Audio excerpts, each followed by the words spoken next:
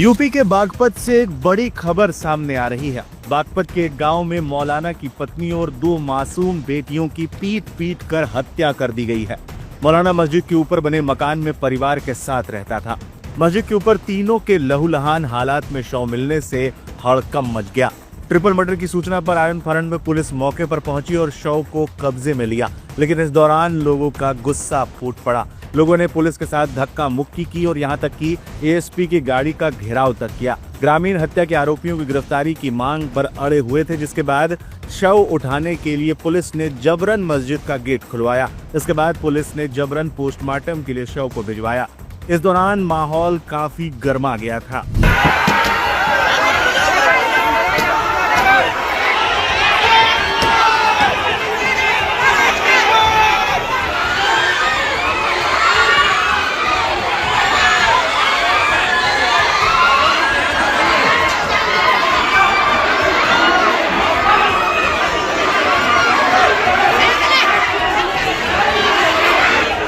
मुजफ्फरनगर के सुन्ना गांव के निवासी मौलाना इब्राहिम गांगनौली गांव की मस्जिद में नमाज पढ़ाने का काम करते थे। मौलाना अपनी 32 साल की पत्नी इसराना, 5 साल की बेटी सोफिया और 3 साल की बेटी सुमैया के साथ मस्जिद की ऊपरी मंजिल पर बने मकान में रहते थे। शनिवार को तीनों के शव मस्जिद के ऊपर लहूलुहान हालत में मिलने से हड़कंप मचा। तीनों के शव को देखने से साफ लग रहा था कि तीनों की हत्या बेरहमी से पीट पीट कर की गई थी। घटना के वक्त मौलाना इब्राहिम घर पर मौजूद नहीं थे। वो अफगानिस्तान के विदेश मंत्री के एक कार्यक्रम में शामिल होने के लिए देवबंद गए हुए थे। मौलाना की अनुपस्थिति का फायदा उठाकर अपराधियों ने इस जघन्य हत्याकांड को अंजाम दिया। घटना की जानकारी जैसे ही मौलाना को हुई, वो जब पहुंचे तो बदहवास हो गए।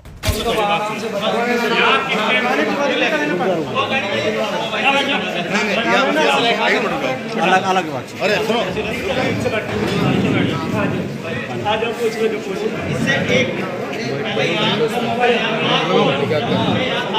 लगाओ आईडी लगाओगे। इस दौरान मीडिया से बात करते हुए मौलाना ने हत्याकांड को लेकर मीडिया को जानकारी भी दी। सीसीटीवी बंद बता रहे थे? नहीं सर, ऑन करके गए हम, ऑन थे बिल्कुल। अच्छा, 24 घंटे कैमरे चलता है यहाँ। अच्छा, नंबर डिलीट कौन से किए? नंबर जो इनके गाँव डिलीट पहुँच जाते सारे डिलीट कर दिए। किसने किए? और मेरी वाइफ का भी। किसने? नीचे से ये लाया फोन। अच्छा, क्या लग रहा, किसने की? मैं तो तुम्हें वही दिखाने ले जा रहा हूँ। नहीं, क्या लग रहा है किसने की हत्या? ये किसी से कोई रंजिश वगैरह थी?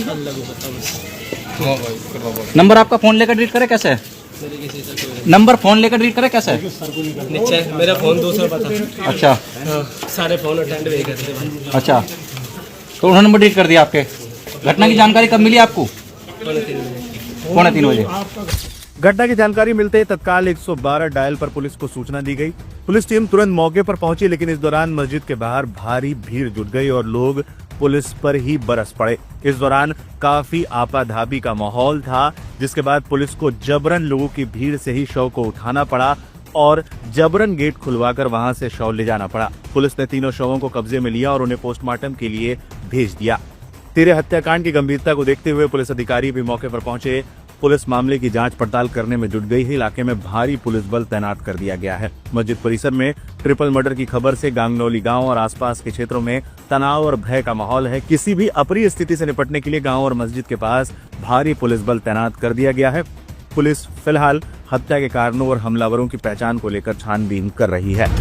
तो नादरीन, देखा आपने यूपी के बागपत गांगनौली गांव में ये इतना बड़ा कांड हुआ है कि 2 लड़कियों की हत्या कर दी। लड़कियों की जो माँ थी, उस माँ की हत्या कर दी।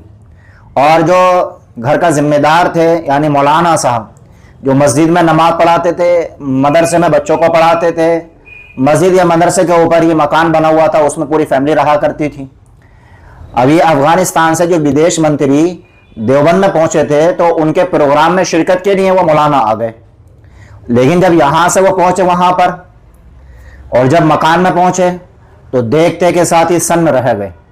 और क्या हालत हो सकती है एक ऐसे आदमी की कि जिसकी बीवी का मर्डर कर दिया गया हो, 2 लड़कियों का मर्डर कर दिया गया हो, कैसे हवास उसके खता कर जाएंगे, अपना आपा खो जाएगा गम की वजह से, और टेंशन की वजह से दिमाग बड़े अच्छे अच्छों का काम करना बंद कर देता है।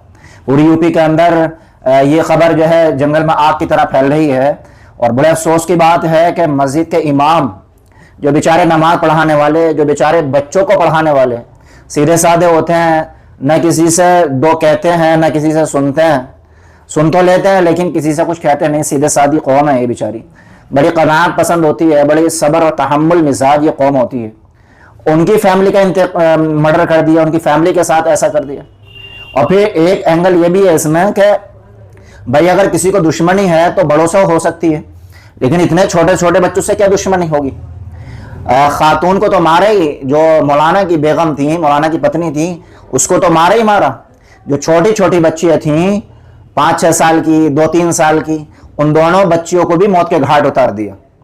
पुलिस गई है और जो डेड बॉडियां हैं उनको कब्जे में लेकर पीएम के लिए भेजा है। अब देखो डॉक्टरी रिपोर्ट क्या आती है, पीएम रिपोर्ट क्या आती है, और फिर पुलिस अपनी छानबीन भी कर रही है।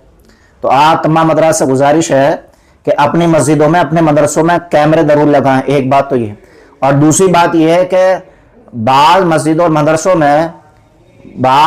मदरसों में इमाम और उनकी फैमिली रहती तो हैं, लेकिन जो मकान होते हैं वो आमतौर से अनसेफ होते हैं। तो जिन मकानों में और जिन कमरों में मौलाना या उनकी फैमिली रहती हों उनको सेफ करें भाई, और सही से उनकी बाउंड्री वगैरह कोई आए ना और कोई बगैर दरवाजे के जाए ना, ऐसा उसको जो है बनवाया जाए।